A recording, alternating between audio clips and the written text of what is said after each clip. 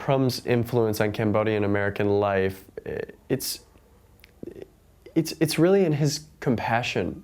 It's really in just his gentleness towards his, everyday relationships that makes him who he is.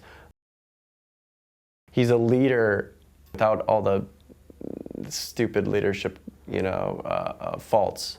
He's very gentle. He moves slowly into something. It's all about his presence. As a young child, I was prone to seizures. I would have lots of seizures, and it really scared my mother. And so she took me to go see the monks one time, and they said, this child, he's not normal. He is the incarnation of a divine being, and he's here to do his thing, and then he's gonna go. Whether I believe in that or not, it makes me live a very mission-driven life, a very purposeful life, and I see my purpose as reviving, revitalizing, ensuring that the spirit of Khmer dance is alive and that it's being shared with my immediate community and with the world.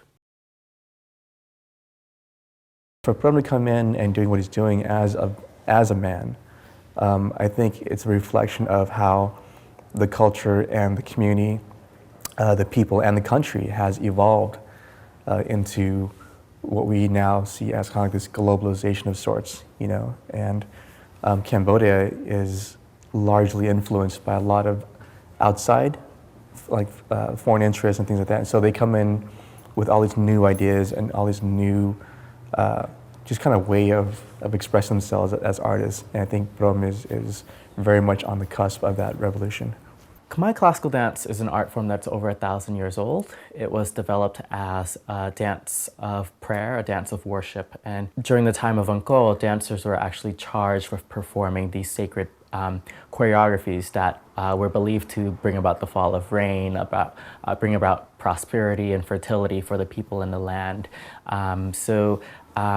Ever since then, Cambodian classical dance, or Khmer classical dance, has become a symbol of Cambodian identity. My father recorded a video of dancers, amateur dancers, performing at the temple, and I remember I would pop in the video, I would put on my sister's red dress, and then I would start dancing, And I fell in love with that, and I was just imitating movements, and my parents and family would just record me and say, keep on dancing, keep on dancing. So at 4 years old, it was cute, for my family when I was dancing. It was cute for them. All of that gender bending, it was funny, it was cute.